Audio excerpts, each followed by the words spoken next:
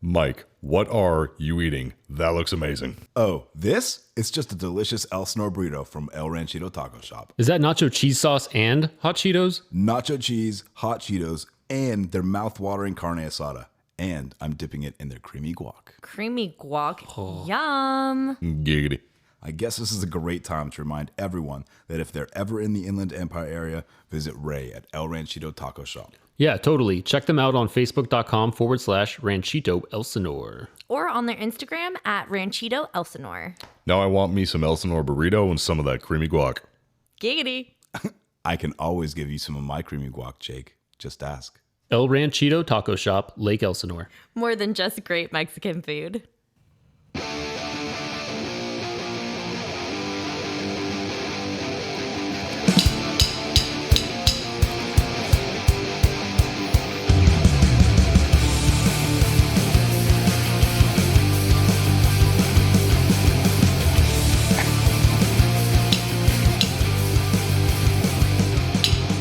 What is going on, everybody? I totally thought that was you, like, surprise drumming in the song, and it was Jake doing the tab. Yes. Well, Jake, thank you for tab drumming. It worked out well. You're welcome. Welcome back to Customer States Podcast, where we talk about everything in the automotive industry. My name is Mike Serra. What's up, Senior fuckers? Master Technician. Hey. Shop foreman, transmission technician. Recovering alcoholic. Yeah, recovering alcohol. Ongoing alcoholic. Actually, before we start with introductions, because of the alcoholism, can we crack one? Is that okay? Yes. Hashtag sell the bell. A question for your question. When do you need to ask permission? Huh? I will strike you. Fuck you, Mike. That's where Give you your were balls a supposed to tug, tit fucker. Yes! Okay. For what? For what? And to my left is the absolutely amazing Ali Paul. Me? Yes. Tried to pull an Eric like bodacious, fantastic. He didn't want to steal it. I saw the No, I didn't want to cogs steal turning. it. I originally planned, I have actually in my notes of all the different letters in the alphabet of things that I can say before your name, because Eric always did the double B's. So I was going to go through the alphabet every single episode. But Did you guys just hear Start that? today. I just heard Eric's eyes roll all the way. All the way From Louisiana. Yeah. Yep, that's me. I'm Ali Paul. I'm a warranty administrator for both Volkswagen and Mazda. And to my left is a pretty cool guy. He's been through some shit this week, you guys. We need a just big this week. customer states welcome to Jake Rikus. Do you have the womp womp noise fired up? Here, I'll do it. Yeah, there you go. Hi, it's me. It's Jake. Thank you. There it is. That's proper. So it's me. What's up, fuckers? You know who I am. I'm a service advisor, and I like to get fucked, apparently. oh, Well, you know, it's kind of in the job Yeah. title. Yeah! You ever been sitting across from somebody you just get urged to go, yeah! So, yeah, service advisor, 3.5 years, still sticking with it. And we have a very, very special guest because our big, lovable gay Eric is not here. So now we have a buff, tatted, straight Eric to take the place. So to my left is Eric. Hey there. Slightly less gay Eric. Filling in for big gay Eric. so what do you do? I am a used car technician for the same dealership that my shop Foreskin Mike works for. And, Thank you. I like that. you know, and yeah, it's pretty good. Yeah, you enjoying it bad. there? I do enjoy it. Yeah, I got into you know, the dealership life because I wanted to work on one manufacturer and get it down, and thought there was a lot of money to be made that way, because we don't do this all the time because we absolutely love working on cars. Sometimes we just need bills paid, and the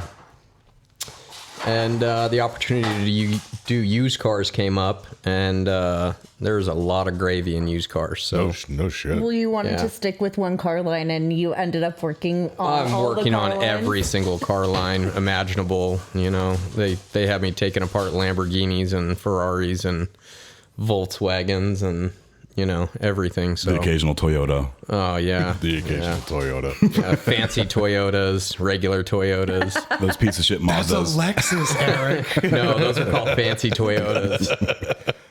So real quick, because we're gonna get to know you in the second half. Yeah. But how long have you been at that dealership? I've been there a little over, well, I think about a year and a half now. And you so haven't you're quit yet? newish. Came close just a few times. No, no, actually, it's one of the best dealerships I've ever worked for. I've been at a few different places, and there's a lot to be said for having Give your balls a tug, tit fucker. That's right. To have a good team around you. You know what I mean? I do have to admit that, yeah. Yeah, You it's a lot of definitely good have stuff. two amazing people around you. You have Mike and you have other Eric. Yeah. No. Well, Actually, I mean, you're usually I'd have to other say Eric. there's only, besides the sales team, there's only Sales team. They change every week. I don't know. well, yeah, that's why nobody knows their names. You know what I mean? I'm not gonna. I'm not pretty gonna sure they learn your stand name. out of the local, stand out in front of the local high school and just like get kids with book bags. Be like, hey, you want to come sell cars? Six. Recruiting for McDonald's or something. I don't know what they're doing. The bitch tit squad. I don't know any of their names. Yeah. Thing one, thing That's two. That's really the only reason I stuck with the dealership I'm at, because I enjoy my team. Yeah. That means a lot, because every dealership, we talked about before in previous episodes, the grass is greener, and it's not always. But the biggest thing is that you already know your team. And so unless you have an issue with your team, that's probably the best place for you to stay at. Yeah. I mean, you already have a good rapport. Everybody works well and congeals well together. You're a whore. You said rapport. Pretty sure that's what he said. A rapport. Oh, I thought he said good. Don't whore. ask me to spell it. I'm not good at that. That's what spell check is for. Okay. You put the cute in Accutane, bud. I don't know if anyone has caught on to this, but Jake they and I they definitely watched have. Shorzy this past week. There's a bunch of people who message us about that. Yeah. I think I just did my 11th go around before you guys got here today. You've seen it so many times. Mike so keeps many sending times. us clips from that show. When's the last time we had a good assortment of mixed tempura? So speaking of, enjoying the team that you work with and getting along with employees, there's some of those instances where you don't get along with employees. And I Is think, there? I think, At a car dealership? well, sometimes. And I think that one of our guests today has a story about that, Eric. Okay. Well. And vague terms and stuff. Yeah, we're gonna be really diplomatic here. But that's just something, dealing with people every day, and whether they're customers, which you have to deal with differently than people that you work next to every day, is completely different. But you don't always get along, and some days you're having a bad day, and some days they're having a bad day, and some days your heads just butt together, and you say some shit that you probably shouldn't have said, but it got said anyway, and hopefully everybody can be adults about it and Right. leave it right where it was, and whether it takes a day or 2 days to apologize or to smooth things over. We deal with the weather outside. It gets hot outside. People get frustrated. People Yep. are dehydrated. People don't want to. Oh, we just had a meeting about that. Yeah. Don't get heat exhaustion. Yep. Okay. Stay hydrated. But seriously, it's a big factor to keeping that team morale just level. You really gotta be mature and understand that sometimes, I did something wrong, but you did something wrong, but I'll take responsibility for my part in that. Right. And let's just move forward, because I do have to look at your stupid fucking face every day. And I'm not going anywhere.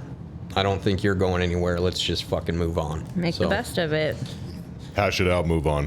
That's what happened. So that happened a couple weeks ago, and with crowding issues, and things happen in shops, things happen everywhere in life, and we just move past and get over it. So They always think that, it's the mechanics' egos that, get in the way. And it's not always that.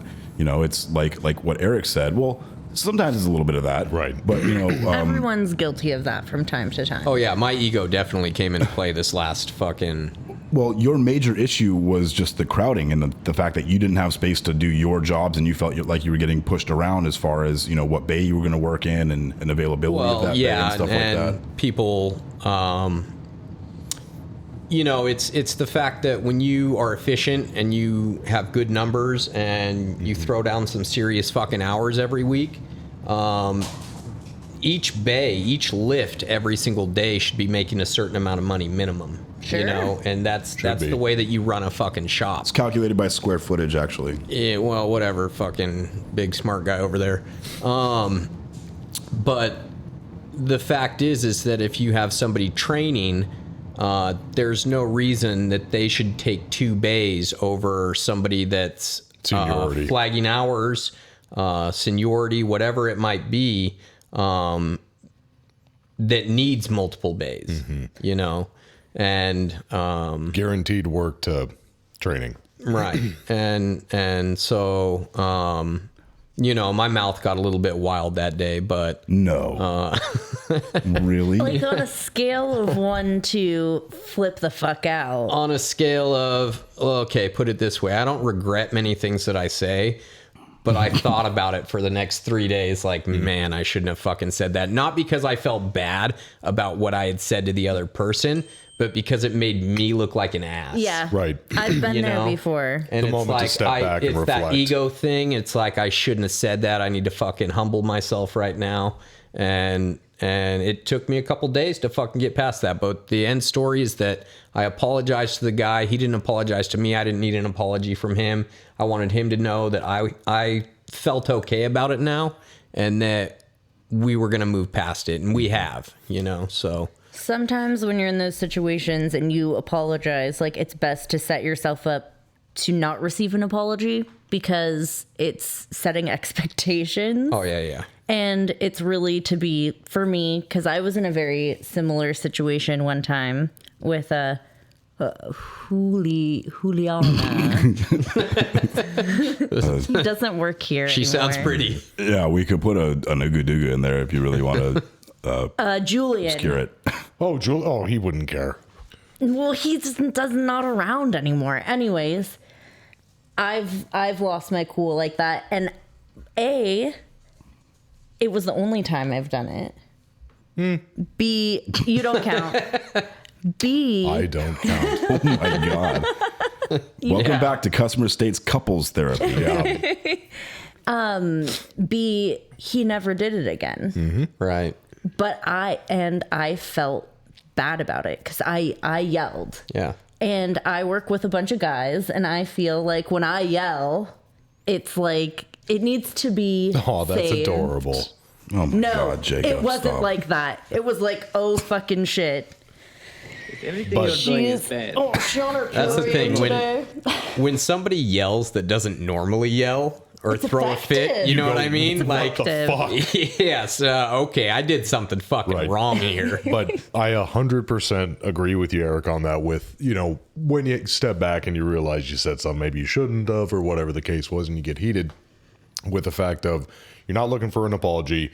You know how you work, and to get your work done, if it takes an apology from only one side, no matter if it's swallowing your ego, whatever the fuck, keep the peace. You just have to. In the same way, I've yelled at Tex and apologized.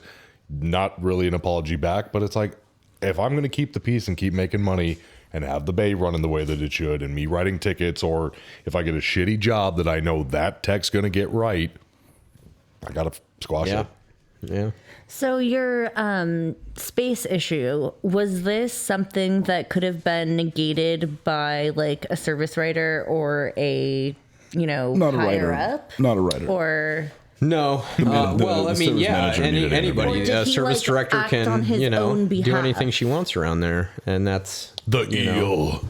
that's great. But we were in kind of a transition time anyway. And so things were changing and people were kind of being shuffled around either way. So nobody really had a secure feeling of where they were at. When you're working as a tech, it's really nice to know your area and to have things organized the way you want. Mike knows all about this.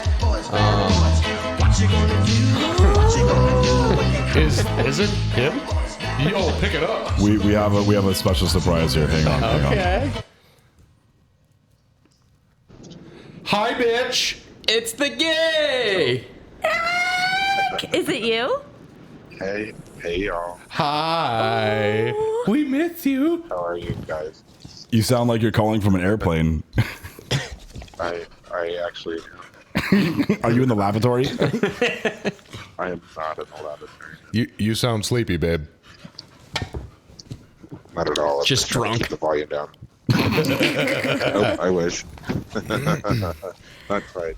But what are you guys up to? Recording an episode.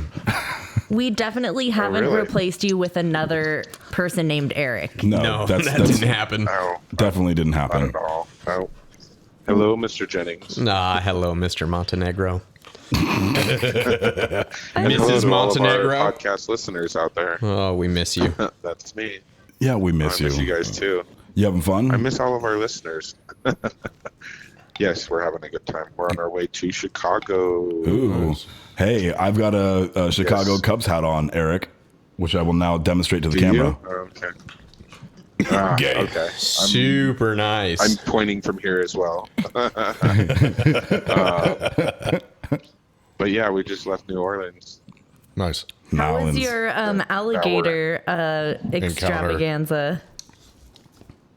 Yes, it was quite interesting. Did you like that video I sent you guys? Yeah. Yes. Yeah, that was dope. the Wasn't- screaming was the best. Yeah, the shrieking in the background was my favorite part. That's what made the video. That was obviously the girl next to me. How was it when you? I'm sure. How was it when you That ate was the obviously the woman alligator? next to me. The alligator's good, isn't it? Not that. Yeah, we didn't eat that one in particular, but yes, Well, we did have some fried alligator. I wouldn't hope It was so. Delicious. Was it fried?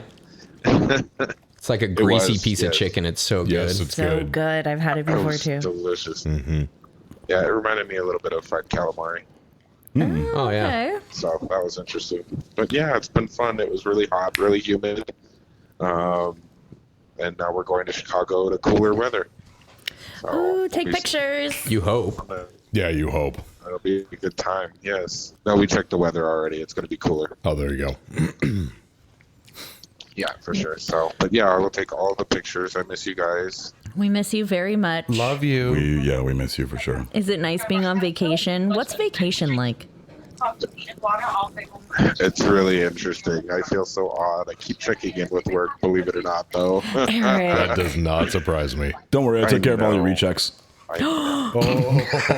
Ew. It's a damn lie because my last few were all customer pay and I did them right. I love you. But anyways, just wanted to call in and say hello. Hello. Hello, we love you and we miss you. We can't wait to check in with you next week and hear Oh, about well, all you your guys other miss you adventures. Yes, definitely. We will be calling in again next week. Yay! Miss you, buddy. We love you. Have a safe All right, flight. love you guys. Miss you too. Bye. See ya, Appreciate bud. it. Chat soon. Bye, Eric. Bye. Love you. Love you. I do that to him all the time. When we're on the phone, I'm like, love you. Hang up Cool. immediately. He wins most of the She's time. gone crazy. Koa. Come here. You got a bunch of energy for somebody that went on a bunch of Watch your WAOKs today. Come here. Anyway, She's fucked up my headphones. so Twist the bottom connection. yeah, This one? Yep. Yeah, put it on your ears and twist. Oh, I got just it. like We're that. back. Yeah. So on to our next topic. I wanted to talk about the cycles. yeah. Well, as Eric thought it was cynicals, Yeah, I read it as cynicals, and he So did corrected Jake. me. but it says the industry being cyclical, and Yeah. the Fancy words. And specifically, when we're talking about cyclical, it's not just the money that comes in and out of the dealership every month for operating expenses and profits gained and stuff like that. But when you have a service manager breathing down your neck about efficiency, and for the first 4 months of the year, it was horrible because the vid was going around and Again. business was slow, and the spring break, and in our area, people don't get refunds; they have to pay money for taxes and stuff like that. So we had a terrible terrible, first few months.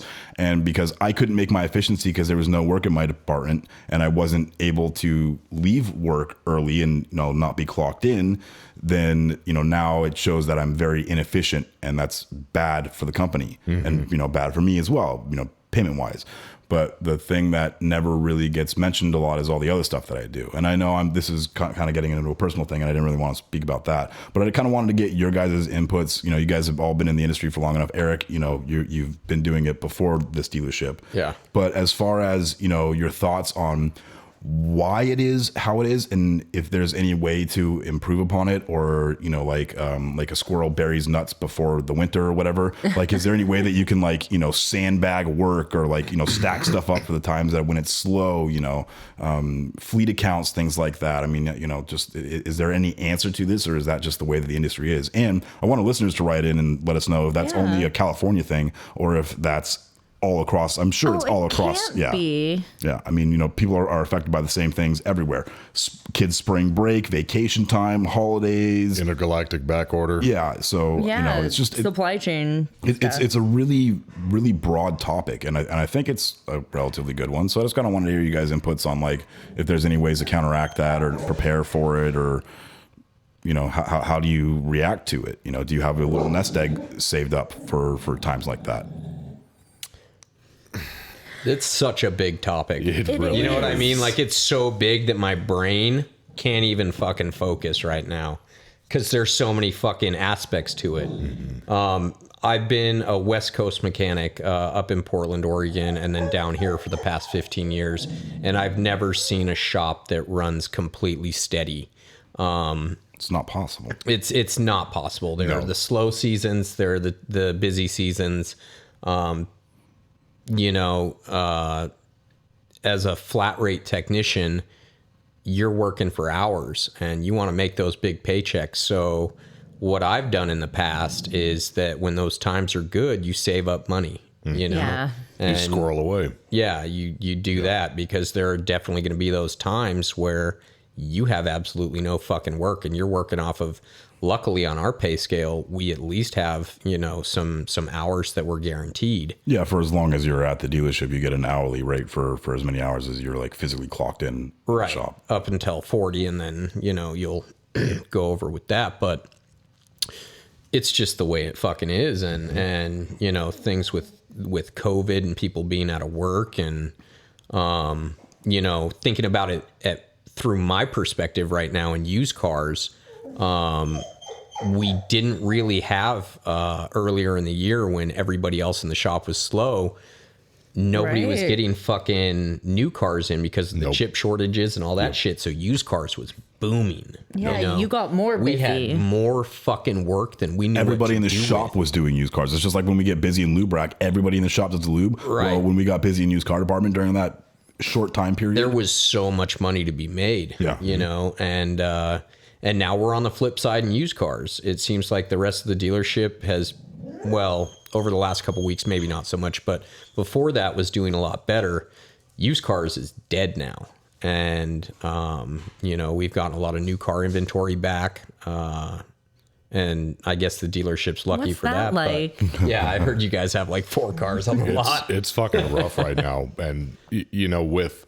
we get trucks every other day, it seems like. Yeah. You guys We do. got a truck you guys with have, one car on it the other day. You guys have kick-ass inventory right now. Every single time I drive by, I'm like, damn, they're still doing just fucking fine. Yeah. But You see we got a new Lightning? yeah, I did. Yeah, I did the PDI on that. That was pretty sweet. Yeah, I was pretty excited about that. We got one of them. And to Platinum. follow on or bounce off of Eric, it's like with that, and he's right. There's so many variables with that where save up your money, and that's always a good fallback when shit does fall flat. But at the same time, like he said, dealerships kind of work with that whole, what's the saying? There's Feast or famine. no. Well, yeah, that's That's a saying. Like your boss with the messy office, it's Organized chaos. thank you. So it's like it's like dealerships. She knows exactly where everything is. It's amazing. Dealerships run off of organized chaos. It's like the crazy nutso of it all fuels the fire to keep it running. It's like if everything. Oh, that's an interesting take on it. It's like if everything does run smooth, everybody's going to lose their shit. So, but also with that, it's like I think the at least the way that I kind of view it is the best way, at least for me, when I'm working to either make it easier on myself or make something go by quicker when something is sandbagged or whatever the case is whether you're a tech or a warranty administrator or a writer, whatever it is, this industry is probably one of the most you have to be fluid with. You always have to be moldable because at a moment's fucking notice, it will change on you. Yep. And if you can't flow with it, you're fucked. And at that point, the whole day's ruined, week, month, whatever the case is.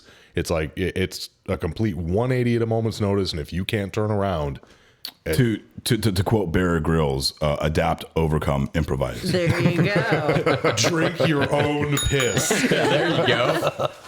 So, I mean, I can relate to this in some manner as well. I mean, I don't know if I've talked about this on the show before. I know I was talking about this with you a little bit earlier, Eric, but I am an hourly employee.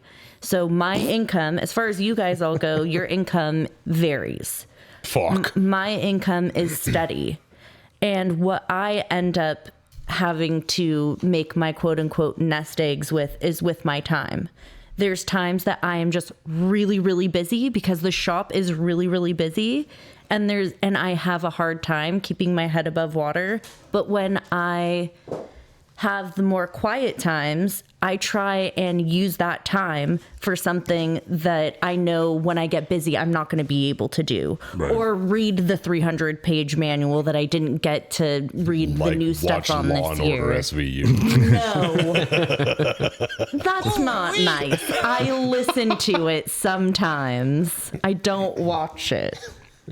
But it's important. I mean, there's all kinds of different nest eggs, so to speak, you know, in our job. And I think that it's important when things do get rough that, just like we were saying before, that if you can make the most of your team, it makes things easier because people leave. Absolutely. And new people come in and it changes. It, like Jake said, it constantly changes. The policy constantly changes. The cars constantly change. It's adaptability. Mm-hmm. Well, and you know, even with And it's not always easy. yeah, and so now, like for example, at the dealership, we have a bunch of line techs, heavy line techs, right? Mm-hmm. But we really only have 2 diagnosing line techs, and one of them is gone So right now. do they have to diagnose the problem and then send it to the person who's going to do the repair, but they diagnose each vehicle? We're in a tight spot right now because we have a bunch of trainees. Essentially,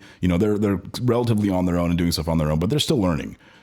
So they're not really, you know, we're not really asking them to specifically diagnose these more difficult jobs. You know, one of the senior techs will, you know, look at it and say, oh, it needs this, this, and this, and then hand it off to somebody else that can do the job in a timely fashion. So, but yeah, you know, when Eric's gone, you know, heavy line is one of our busier departments and it kind of cripples it. So we have, you know, a little bit of a stack up of work. I had to look at a job today for heavy line department, which I really hate.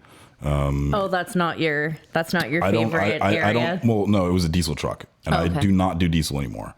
Oh. I cut my teeth in this industry on diesel, and I do not want to do diesel anymore.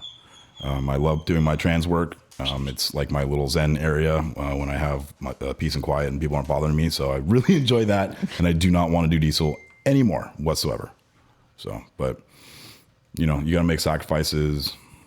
Sucks. Well, the other thing too is that this can be discussed on a scale, you know, so like nest egging for a couple week period, you know, like holding over like sandbagging, holding over a job till Which you're next not week supposed because to do. No, we don't do that. That's a fireable offense. Holding over a job until next week because you're expecting next week's going to be poor, you know? So I had actually talked about that like in the original, or I had written that down on the board in the original thing about efficiencies of that is, so I spent Thursday and Friday working on this vehicle, but it's a 3-day job to finish this car.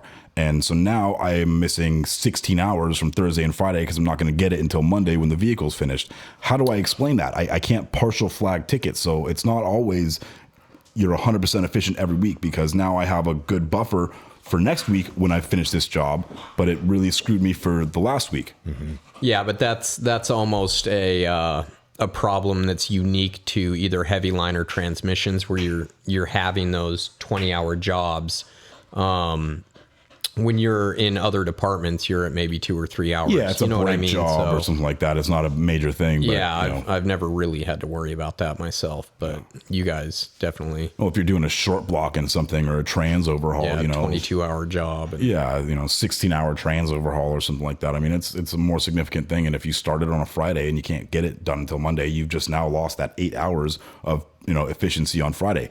If you're looking at it as a weekly thing, if you're looking at it as a pay period thing, if you're lucky enough to get it in the same pay period, it all, in the 80 hours that you were at work, you have all of those 80 hours or more over the 2 weeks. But if you're looking at it as a weekly thing, it doesn't always work like that. And that's the thing too, is that sometimes management works off of those weeklies for the efficiency, like at our dealership. So that's how they look at it at our dealership. Yeah, that's how the metric is set up, is per week. Yeah. And so it's terrible, like some weeks I'll, be 60% efficient because I have a bunch of stuff that I've started in my stalls and can't get finished by Friday. And then next week I come in and I'm 240% efficient. So if you look at it over the 2 weeks, I'm still above 100%, but we're looking at it weekly. Well, oh God, this is unacceptable. You got 60% efficiency this week. The next week was 240%. I mean, what do you want me to do? Do you get recognition at all when you are extremely efficient? We used to have a program set in place. Party. Well, aside from that, we had tacos. there were bonuses set up for the top producers in the shop as far as efficiency go. How's that Ford reward program going? Very good. So I have, in addition to all of the regular training and certifications and stuff like that you get paid for through that Top Tech program. They had made a list of, it was 3 pages printed out of all these different e-learning classes is what they call it, that you can go online on Ford and take for your training to get certifications and stuff like that. And for each course that they had specifically said in this, little docket or whatever, each course was $20 up to 50 courses, which is $1,000 at the end of the year. Mm-hmm. So I went through the whole thing, start to finish, and I was only able to complete 45 of them because I had done all the rest of them. So, but that's still whatever fraction of $1,000 that mathematically works out to. So, but yeah, I mean, it's pretty good. So, in addition to the senior master stuff, it's $900 by the way. I mathed too much today already. In addition to the senior master technician rewards and all the other training stuff that I have. So, I mean, for the people that want to participate in it, not only for the money at the end of the year, but also to further their career and learn about, Ford Motor Company in this instance and, work their way into the shop instead of being, just a lowly lube tech or used car technician. Fuck off. That's the thing too, though, is that our industry changes so much. Yeah. There are new advancements every, I want to say 30 days, there's got to be something new coming out that we have to constantly be learning. So it's just a good way to keep up with that. And it's a little bit of an incentive too, so. Does that apply for you as that program? Yeah. I'm a Ford technician. Okay. Every technician in the dealership is allowed to do this. Essentially, they were signed up for it. The money was spent to get them in the program. And the cool thing is that because Eric's been doing some classes, he's now able to get sent out to Ford School for the electrical certification that he needs to start doing actual warranty work for Ford Motor Company, not just used car. So if he decides to take that training class, then he can also do recalls and other Ford warranty work, because now you're going to be a certified technician in that category. Right. So I mean, it's a great opportunity for when you do get slow in used cars and quick service is backed up or tune-up is backed up or whatever, you can go take jobs from that department. Do you know if the service advisors or Ford offers anything like that to the service advisors? So there's different things that the service advisors get, brakes, batteries, and tires packages. You got to sell a certain number of these things to get your spiff or whatever through Ford and hit your numbers, all those sort of things. Mazda looks at us square in the face and says, "You're lucky you have a job." That's our reward. You get to work for Mazda. That's pretty much the industry. In fact, I think I've heard my service director tell me that exact same phrase. Yep. We've got, when you do the tests, quarterly, where you have to watch the videos and do the training and all that crap. If you get 100% on your final test at the end of watching all of these, they give you $50. But that's about all the rewards you get. You used to get all types of shit through Mazda and Volkswagen. They'd give you points. We went to Disneyland. Yeah, it's all they'd give you points. I used to get points for all of my classes and everything. And they used to, and there were quarterly classes, and each rewards like One point that point you is a got was buck. $1. So, and they used to be really good with that. It's like, take your classes, you get like 50 points. You know, Right. you match these numbers, 50 points, and it added up. And you could either, cash them out for Disneyland tokens, or you just, get 3 $500 gift cards. But that went the way of the dodo. But the industry changed. Mm-hmm. And here we are. But you know what doesn't change? Our sponsors. Our sponsors. Well, they could change if people wanted to help us out, but Right. we're not asking for that. It's okay. Jake. Like Nick Lowridge Well, we want to keep our old from that. sponsors, but we will definitely take new ones as well, Yes, in addition to. in addition to. So, continue, Nick. From Matco Tools, also Raymoon from El Ranchito Taco Shop in Lake Elsinore. And Travis Ferris. Travis Ferris from Hit Distributing. Supplying Justice Brothers products. Yes. We also want to thank Norman Glacier. You can find his stuff at Stovocore_Metalworks on Instagram. And Mr. Batman for all of the fancy tunes. Bruce Vane for these Bruce amazing Vane. tunes. Yeah, and we will be right back after these short commercial breaks for another exciting episode of Customer States Podcast. Which is just listening to Mike talk, so skip it.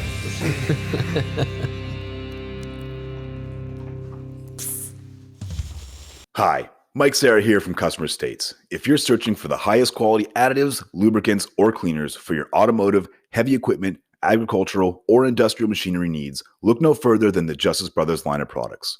From lubing your chainsaw, performing a complete fuel system treatment and decarb service on a customer's vehicle, keeping that forklift forking and lifting, or just need a can of that famous JB80 penetrant to persuade a rusty bolt, Justice Brothers has you covered. Travis Ferris of Hit Distributing is not only Southern California's authorized Justice Brothers distributor, but also a great friend of mine. Over the years, Travis has helped me and my dealership with anything and everything we need, including all the lines of Justice Brothers products and even equipment to perform the various services we may need for our specific application. HIT stands for honesty, integrity, and trust. So you know when you contact Travis, that's exactly what you'll get. That, combined with Justice Brothers supplying superior quality automotive products since the 1940s and 75 years in the racing industry, you will have absolutely everything at your disposal to get the job done. Justice Brothers is proudly made in the USA, and they have a satisfaction guarantee or your money back.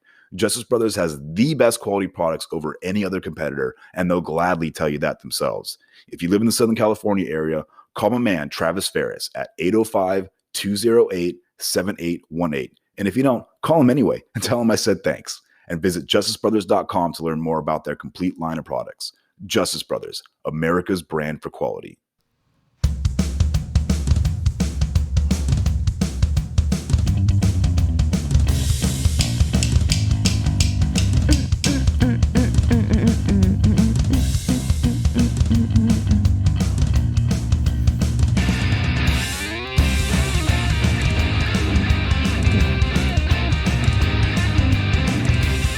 Well, it's that time again. We're back. We said thank you to all of our sponsors, and now it's time. The time that you were all waiting for. For this podcast to end.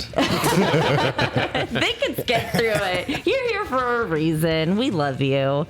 So, Eric. Oh, fuck. Oh, wait, sorry. poppin'. Very important. Make it happen. There's only two. two lonely cracks this time. Minimal cracks. right. It's okay. Sorry, guys. I'm dieting. I can't drink too much. I get super drunk. No crack for me. Yeah, I quit Had that a some long Red time ago. Bull. Just say no. Eric wore the other Eric wore a cape to hide his crack. Yes. That was very nice. Crack kills. Remember that picture? Oh Yeah, man, it's I'm a fucking callback, bitch. I'm gonna have to repost that. That's very good. Yeah, I think Thank you. I was the one that took that picture. Did Might you have really? been, Yeah. Yeah. Oh, somebody's CBDBs are kicking in. So, Eric, thank you so much for being on the show. So how did you get started in this industry we all work in? Did somebody hold a gun to your head? I mean, pretty much. Right? Show me on this doll Right. where they touched you. You're going to need more than a doll. So it was really random how I got involved in the automotive industry. I struggled through high school, and I'd like to thank my mom for earning my diploma for me. Shout out to mom. Oh, thanks, Mom. We love our Carrie, moms. you're amazing. I love you. But after I got done, she asked me what I was going to do for college. And I was in, this partying mindset where I wasn't thinking about college. I was going to take a year off and enjoy my friends and all this other shit. That's how it always starts. That's how it always starts, where you don't go to college or you don't further your education. And so she laid it down. She said, you're going to do something. And so Portland Community College had the I'm sorry for the interruption. It's Kella's birthday today. I'm kind of letting her have free She's reign pretty of the excited. house. So happy birthday, girl. So she said, you can go to community college, which actually for somebody with my GPA in high school, I think was the only option. But That's a very polite way of saying that. well, when you graduate with a 1.6, Does it get? You graduated. Hey, you know what? There's we got number through. one. But it's another topic as far as what high school actually prepares you for in real life anyway. Sometimes it may be good, sometimes it may be shit. I think everything that I used from school I learned by the second grade. But I decided to go to a vocational training at a community college, and it was a 2-year associate's degree program, and it was amazing. I didn't know how to change oil when I got there, and I left knowing every system in a car. And and when you get out of those schools, you're not a A-level technician by any means, but you have the foundation to learn. The fundamentals are there, and Right. And so that was really cool. And it turns out that I luckily picked something that is a passion for me today. And it's really cool. It's just really cool the way things work out sometimes. So I'm grateful for that. That's amazing. And then what was your first dealer experience then? So that was like right out of high school? Yeah, so 2006, I was at a Honda dealership, and you know what? There's something to be said about working on a Honda, because they have like different issues than other cars. They don't have major Really? issues. Nope. And it was really weird at the dealership that we were at. We worked in a team system. And so you would have like 4 or 5 guys per team. You would have different levels of technicians. So A-level techs, B-level techs, C-level techs.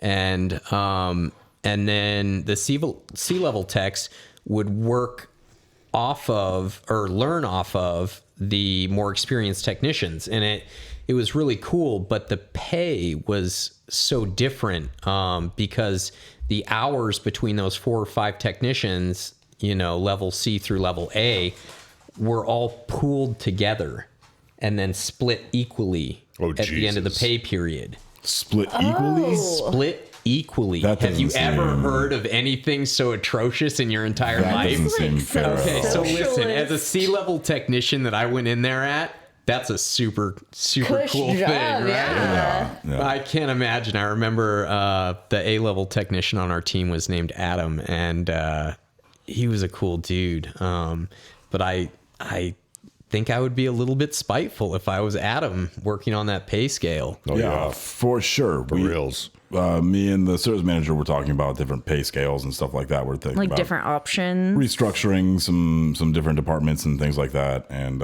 Here, I'll say a manager responds to that. Well, if you teach them when they succeed, you succeed. There you go. Thank you, that's Jacob. probably how they sold that. And I got to say, that's what I Structure. appreciate about you. but yeah, I mean that's a very interesting thing. I don't think I would be happy with that. That makes me No. sick to my stomach. Yeah.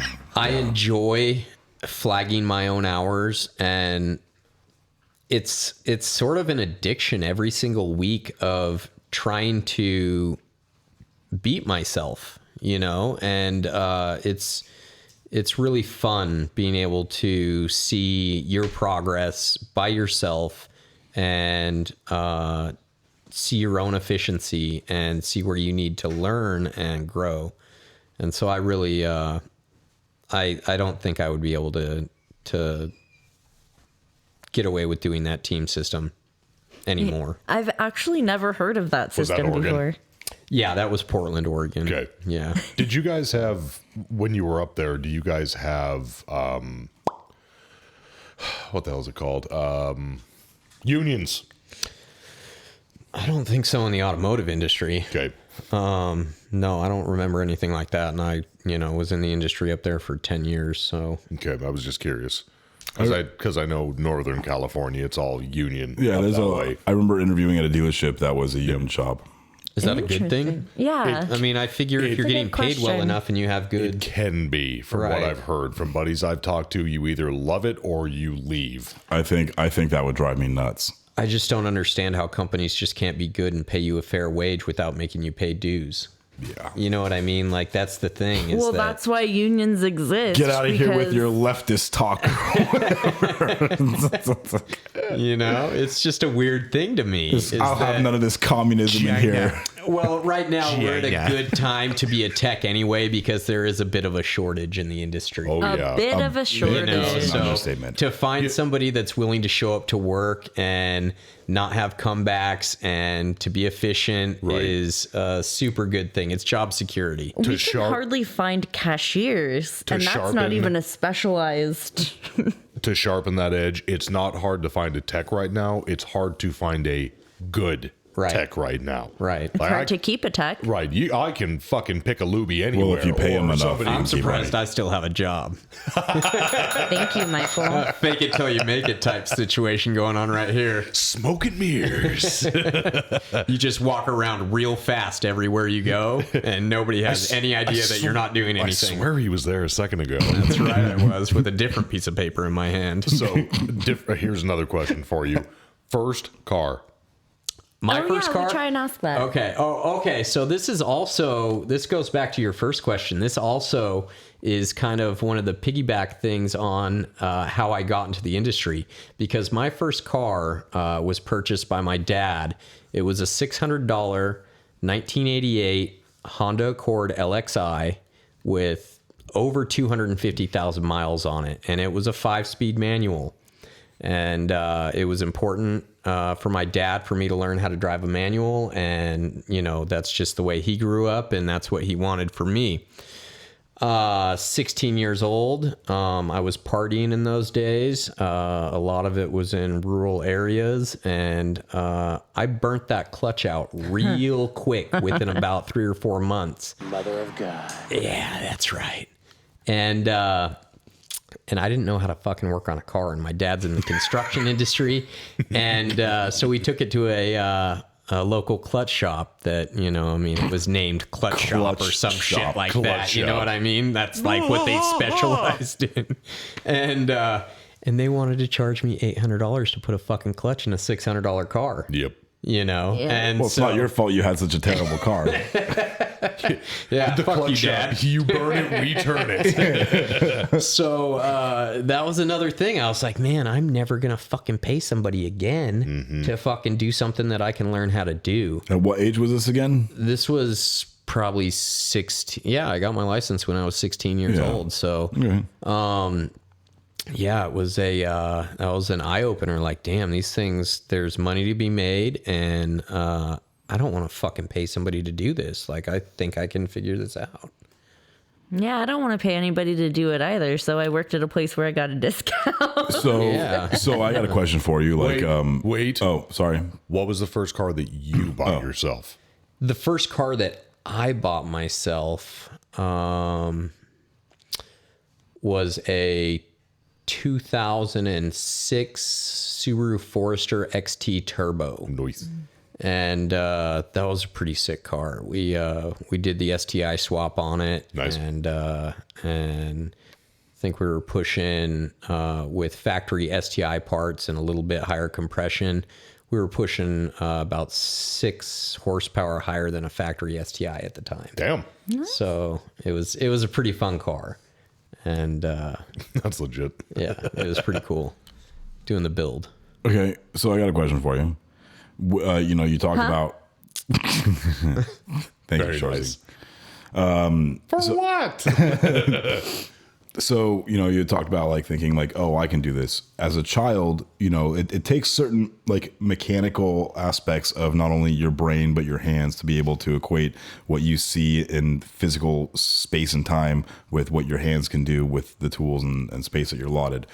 So, did you ever play with like Legos, Tinker Toys, Erector sets, Legos, and all that? That was. I feel like that's a common theme between everybody. Those were like the only toys besides my Hot Wheels and my tracks Legos. And stuff like that. Those were like the only toys I ever fucking played with. And that's like a huge thing too, is that being able to like spatial awareness, like this part needs to come out so that I can access that. How do I Tetris this out? I've watched so many people struggle to get to a fucking bolt that all you need to do is remove part A, part B, and get it the fuck out. Make yourself some room in there. Those are the sort of things that you can't really teach someone. I agree. It's like in something that's like sort of inherent in their innate ability to look at something and solve a problem. Interesting. That's, I get stumped too, though. You know what I mean? Like I'm like fucking, and then I'll have, you can learn some of that over time. I'll have my gay Eric come over and, what do I need to do here? And he's like, use your head for 2 seconds and fucking look at it. Well, Rudy gets so frustrated sometimes. He'll be struggling with something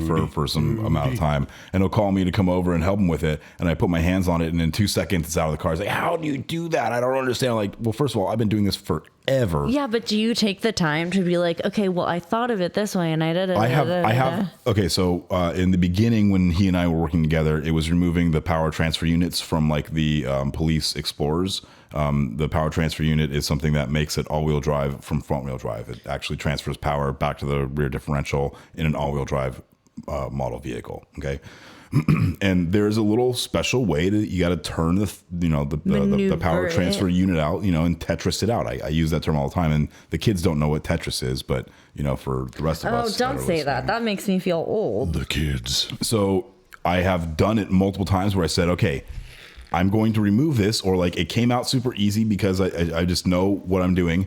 Let me put it back in and you do it now. And I'm going to stand here and watch you do it. And, for some people it's watching, for some people it's doing, for some people it's hearing about it or whatever, so it just kind of depends on who you're working with. But, you can't, that sense of like, this needs to rotate this way to fit through this space. That's not something necessarily that you can teach.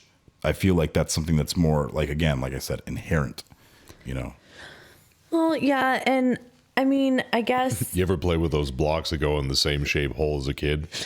Kind of similar. The square peg in the round hole. Exactly. Yeah, we're the kind of people that they can stuff the square peg into the round hole. Don't die.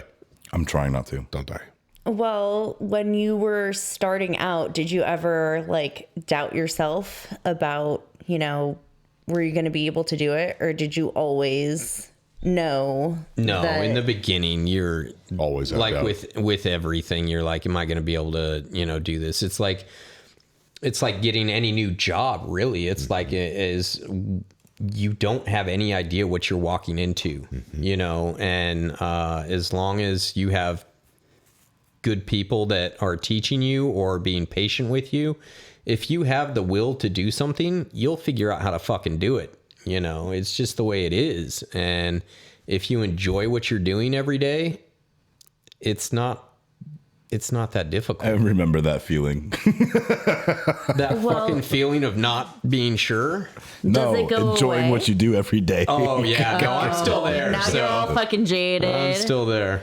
Yeah. Well, yeah, he was fixing fucking sprinkler heads the other day when I came in. I was Oh my god! you must no love idea what you're doing. 6 o'clock in the morning, I get in, and there's a crystal geyser shooting out of the lawn Did you in front of bottle the it up? dealership. Not sponsored. We're on the same page there. Right, you want to talk about a throwback? Truly, get at me. Oh yeah. Oh my Fucking A. god. They never got at us, We you guys. single-handedly put your children through college. No, that's my sandwich shop. Right. Yeah, right, yeah. right. So, I mean, that's something that I've been struggling with lately is feeling. Okay, Jake, do you want to introduce this topic? The one that. With your lovely title? Oh yes. Prove it. No gay Eric today, so we're going to talk shit. I want to talk about that one. No, it's Eric, I love you. segued, Yeah, I know, set that up like a question ago. I know.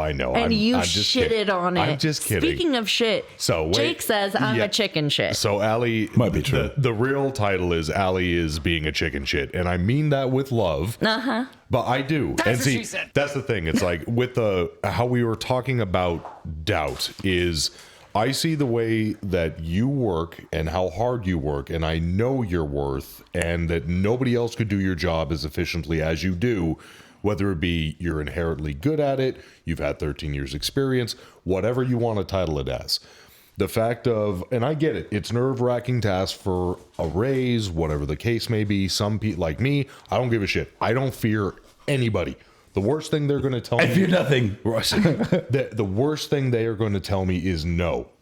And I learned... Yeah, that's the worst thing. see, but and that causes a lot of anxiety in my mind. But see, and that's the thing. It's like also... When you were growing up as a kid, you had a lot of friends. It's all like you... Even if you... whatever the hell you want to call it. You grew up with friends.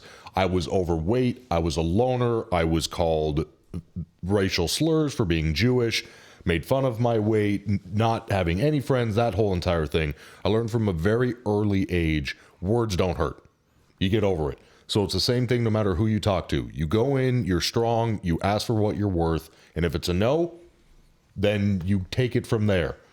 But you never know if it's going to be a yes unless you do. So that's the crux of the issue. That's Libra faith. asking for what you're worth and Spider-Man. fake it till you make it and all of that stuff. Like, I know I'm good at my job, but I know that there's people out there that do it better. I do feel like I'm faking it sometimes. Do you know those people? No, but I know they're out there. How do you know? Do you know those people personally? Then why is it comparable? Well, see, It's like and this is what we got talking about it's like earlier, Schrodinger's cat. is that you are different than I am. Like, you have that thing. Like, Jake can tell you he knows fucking, he knows the sky is green. And he can tell you it enough, and you're like, oh, okay, maybe the sky is fucking green. That makes and me if sound someone manipulative as fuck. No, you're just... Fuck you, Mike. For what? I mean... It's not... See, it's not that I can convince somebody that the sky is green. I'm not sure if that really... Or sell ice to an Eskimo. Right. That's okay with that. But it's not. It's like I can tell somebody that they need something, but it's not really I can't convince anybody if they're set on the fact that they don't need something. If I have a customer who comes in and they are literally riding on caliper, there is no brake pad. If they're set on the fact that they don't need brakes, their car operates just fine without them, no matter how good of a salesman I am, it's game over. Yeah, there's some people that you can't. Correct. Yeah. What I'm going off of is the sense of that is how I use that whole Schrodinger's cat like analogy with that, Ellie. Mm-hmm. I can't believe you just busted that out of nowhere. But it's good to use. Spell it. But it's good to use in that sense of like how you say, well, I know there's somebody better out there. You don't. I also, a big part of this is I'm talking. I don't care. I feel, this is my topic. I feel like I shouldn't have to ask. You know I'm good. Why should I have to ask? Because there's no such thing as a handout. But people get reviews. But it's a business. Correct. And it's there to make money, and where they can cut corners, they will cut corners. Correct. So what you have to understand is your worth to the company, and it costs money to train people. Yep. And to take somebody with your experience and try to mold somebody new into that position is not a good investment for the company. So Right. you knowing that piece of information should feel more secure in just taking that dive and getting over that anxiety and breathing through it. And it's like ripping the fucking Band-Aid off. It is. You just gotta fucking do Wow, it. Well, and Eric, I that's know- incredible. You said the exact same thing I said. However, instead of her getting angry, getting teary-eyed, and calling me a dick, she goes, "Oh my God, you're so right." That's because I'm the new guy in the room. Oh my God, Eric, you're so smart and wise. Jake's a dumb piece of shit. It's your face. No. Okay. Okay, Jake, okay. Okay, Jake, I see you, Jake. Okay. So there's a tone about it. When people, you asked for it. It's because she hears your tone day in and day out, and for so long, it's the same way I'm sure Rachel thinks about when I talk about things like that. I'm sorry I don't have hair and tattoos and rippling muscles. You have tattoos. You have muscles. Oh yeah, I've got one tat. Keg. They're underneath. Hey, we all have that. That's COVID-induced. COVID induced. But I mean, I feel like knowing your worth is important, but conveying that to someone else is different. So practice. It's harder. So practice. And what you said about the, getting over, or I guess I'm interpreting that way, is getting over the hump. Like, I know once I'm in that room, I'm going to do fine. But it's, and the thing is too is that it's like, we what if always they think don't... the worst. We always think that the worst is going to happen, but you have a good relationship with your employer. Mm-hmm. You are respected around there. You do a Fucking good job. loyal. So there's no reason. And so a lot of times when you do things like this and you're thinking the worst, it's never even close to that for the outcome. There's no and justification most of the to time, it. you're pleasantly surprised. Yeah. And what are you going to do? Wait another fucking 3 months and still collect the same pay when you need the money right now? Everybody needs more money right now. Fucking groceries, gas prices, this shit's ridiculous. Call JG Wentworth. 877 cash now. Get your money.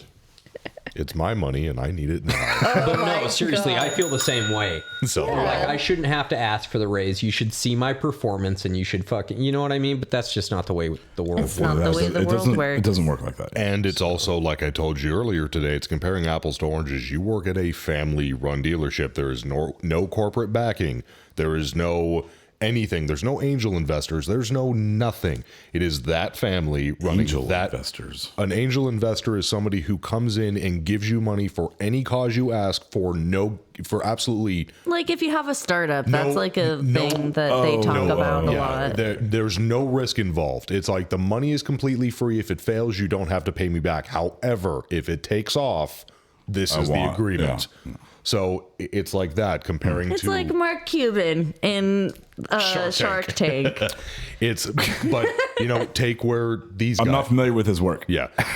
Take where these guys work. It's like, granted, they still have to show the performance and then ask for it, but with the reviews and the stuff like that, that's not really them doing that. That comes from a corporate level. It is expected for that position to keep a tab on your employees.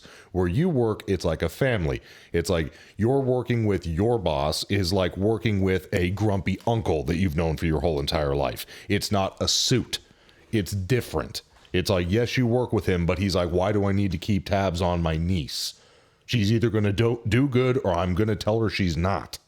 Yeah. And that's the trade-off. It's like, it's apples and oranges. And like when you say with, once again, the whole Schrodinger's cat thing, when you go, well, I don't know what that means, just so you're aware. I don't know what Schrodinger's cat is. It was a experiment where it was a box where the cat may or may not be inside of the box. And there is poison. So it's a cat with poison in the box, and it's either got a dead cat in it or it doesn't.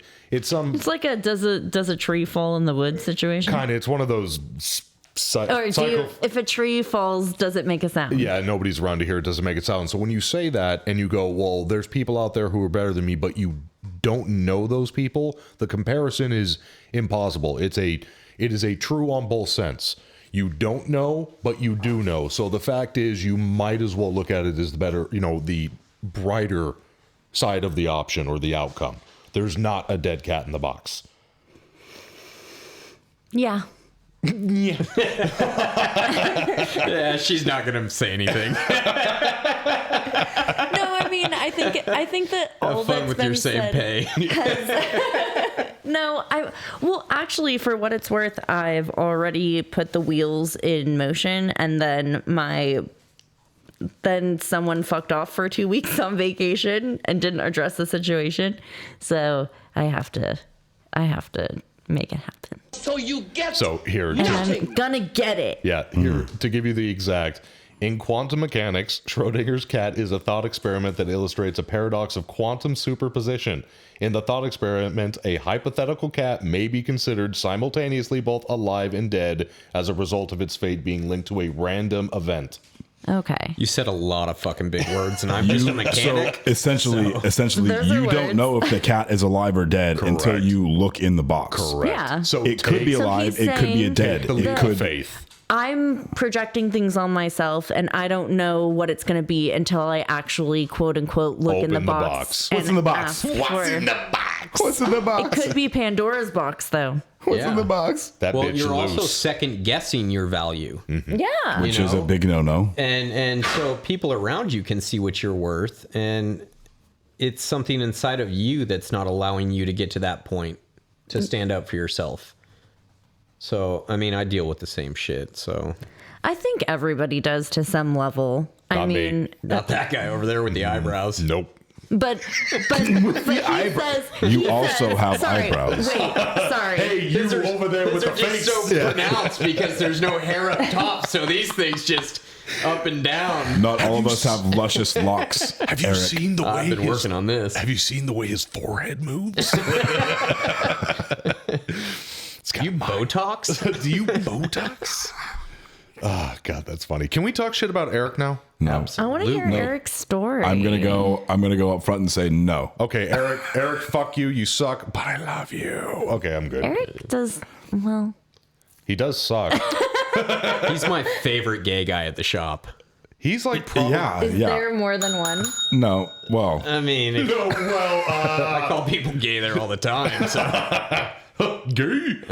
I do love Eric, and I do miss his presence. Not only what he has to say on the podcast, but his energy. Yes. He's like He does always have- so friggin' bubbly if he's not falling asleep looking at Instagram on his phone. Correct. You know, I was thinking about this earlier when I was driving over because I was a little bit nervous, and I was like, I don't think I'm going to have anything to Don't say. be fried. You were doubting yourself, I and was then doubting you myself, opened but the then box I and was saw the thinking alive about cat. it. I was thinking about it, and I was like, it's really important to have somebody like Eric that's so fucking opiniated on a podcast. Oh, like yeah. this. Oh, You know? and he is not afraid to And share his he's not opinions. afraid to share the opinions, and he will Let me fucking tell you. die on that mountain. Yep. You will not sway his By fucking himself. decision. You know, but it's fucking perfect. He's great. Good thing we have another very opinionated person on this podcast. Well, you know, it was interesting because if you remember, And there goes that last bit of fucking joy I had in my life. the whole reason why Eric, Wives.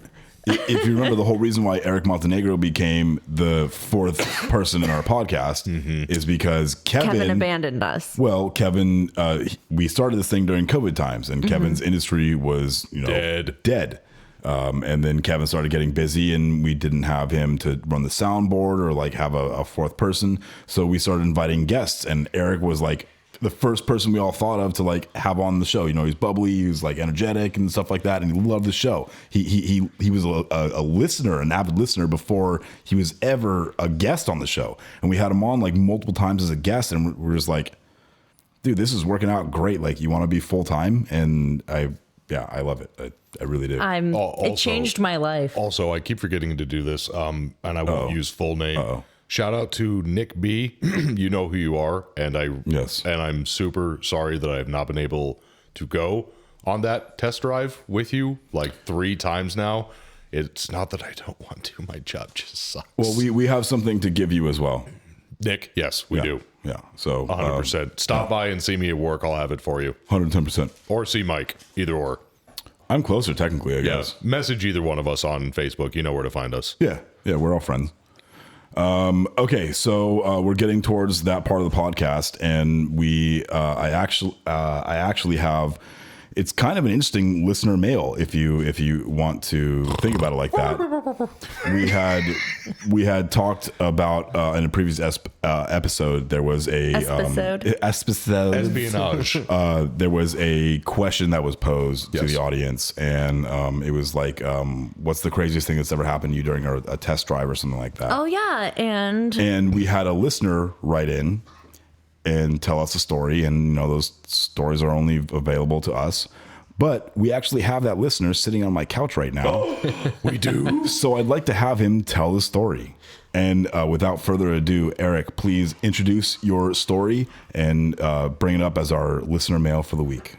Okay, so I think that this, like you said, was posed as the question about the craziest thing that's ever happened on a test drive. Yep. Oh yeah, there you go. And so before I was working at the dealership that I'm at now, I was doing mobile mechanics around the Southern California area, and so I had one particular customer that had a 2018 2.3 liter Mustang.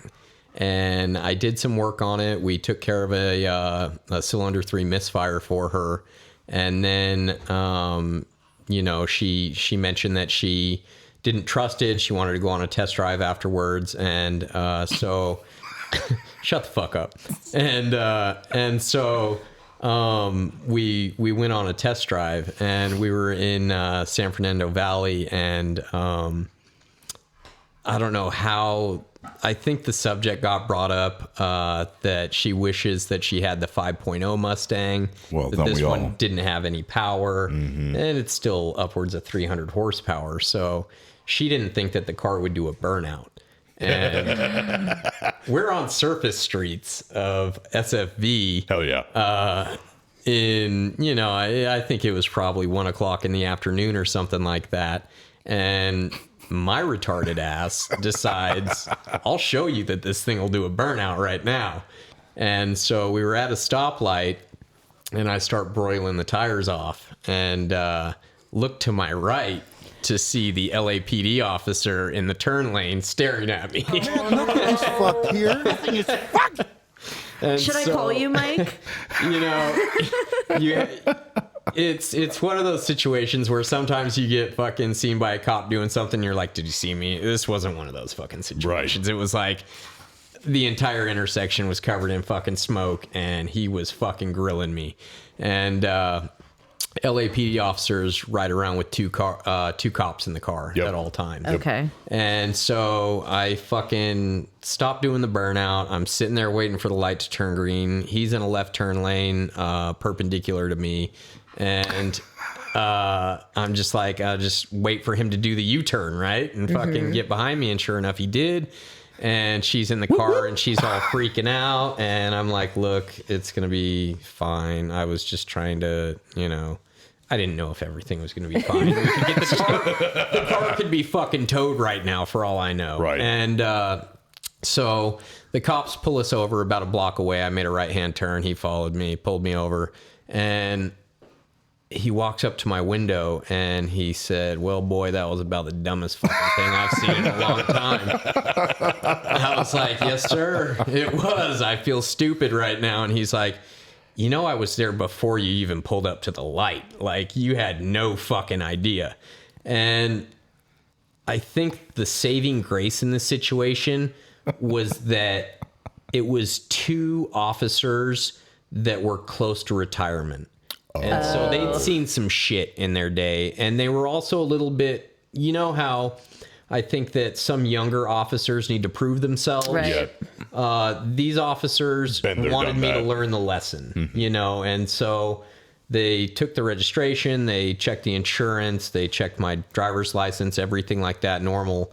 And they called me a fucking moron to my face, and rightfully so. And it was well deserved, well earned. They told me the consequences that I could be facing. They could have towed the car. They could have gotten reckless me for endangerment charges like that. I mean, it's a year suspension on my driver's license, and She's not good for a tech. Thankfully, I think, it's definitely not good for a fucking tech, but thankfully, they showed some leniency and they gave me a written warning and sent me on my way. So did they know that? Did you explain to them? I did. I fucking... You tried. You know how we fucking try to finagle our way out of situations like, no, I just worked on the car. I was just testing it out. You were doing a burnout for 15 seconds at a fucking stoplight. It was like, yeah, all right. I had to fucking try it, officer. Man, you know what I mean? the clutch pedal slipped. I'm so sorry. Yeah. I didn't know what was happening. There was no fucking clutch pedal. It was a fucking automatic. Oh man, damn it. Damn it. So, but no, really cool. They're not fucking mechanics. cops. They don't know. I'm just kidding. Yeah. So, I mean, they Technicians. They were really cool. That was the fucking story. That's a pretty good story. good It was story. pretty good. I really, really enjoyed that. I would be shitting myself I did as a not customer. enjoy myself during the situation. You got out of it. You got lucky, though. We did get out of it. Lucky. I had a similar thing, although I wasn't with a customer. I was in my own personal Mustang at the time, and I had Kevin with me. And we were coming down How do you know your best friend's gay? We were coming down X off ramp, which is notorious for getting great slide angles. And I did a pretty decent drift all the way into the intersection, and then didn't realize that there was a motorcycle cop chilling over there. Those guys don't like reckless driving. So Those guys have no soul. I pull up to the light, and I'm waiting because I'm make a right onto the street, and then I'm waiting for the left hand turn light, and all of a sudden there's a motorcycle cop leaning down into the window of my Mustang saying, "If you ever do that again, I am going to take this car from you." I'm like, "I'm so sorry. I did not see you.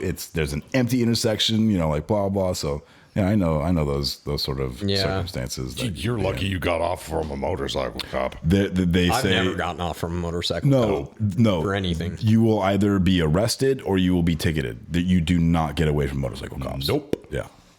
No, that's a secret society. I don't think I've ever been pulled over by a motorcycle. Well, you're very I've always lucky. the car. you are And you very should lucky. ring your bell. You guys And should've- knock on wood. You should have tried to cry. That's gotten me out of a ticket before. Should I try have that shown next him time. my titties?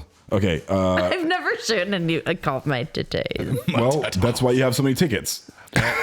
Man, those are very nice, but I'm gay. If I showed mine. All right. I've only had one ticket. We're going to end the show. Okay. We love you all. And thanks for listening.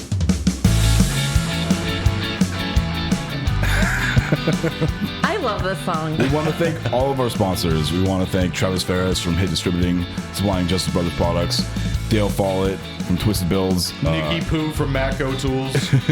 Nick Lowridge, Matco Tools, Norman Glazier. You can find him at Stovacore_Metalworks on Instagram, or maxnorm@hotmail.com, and that's Max with two X's. And also Ray Moon from El Ranchito Taco Shop, Lake Elsinore. Let's see, who else? Oh, Tyler Kotlerick, Jean-Luc. I can't pronounce your I can't pronounce your last name. I'm so sorry, bro. Jean-Luc's, it's Frenchish. It's super French. I hope you watch Shoresy because we can connect on that. And Eric, thank you for being here. Yeah, it was a lot of fun. Thank you, Eric. It's been a blast. We'll have to have you on again. I hope it was everything you thought it was going to be. It's better.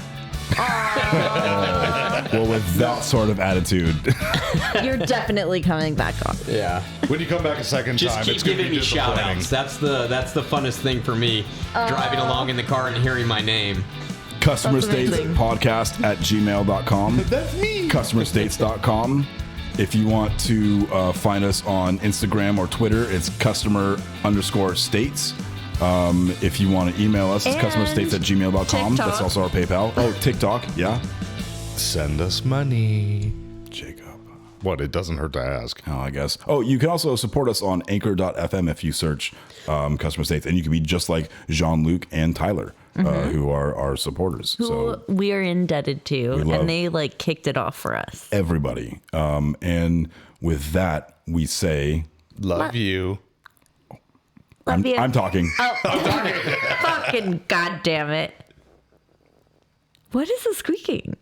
Love you. And turn to account. God damn it! Love you. Love you. Oh, happy birthday, Koa. Happy birthday, Koa. Matco, we love you. You shitbag. No, she's not a shitbag. Oh, I mean, kind of, sort of. I love her to death. Koa. Boo Boo, we're going to end the podcast, okay? Good night. Boo Boo, say good night. Wolf.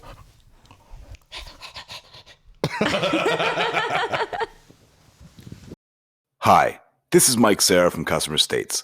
Matco Tools is one of the best tool companies in the industry, and Nick Lowridge is one of the best Matco tool distributors. Nick can get me anything I need for the shop or for at home. From oil drain pans to beef jerky, Nick's got what I need on tap. Nick works in the Thousand Oaks, California area, and you too can get whatever you need by calling him at 805-796-7323.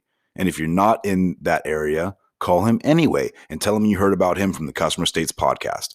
And then you can hop on to matcotools.com and find a Matco Tools distributor near you. Matco Tools. Service, trust, results.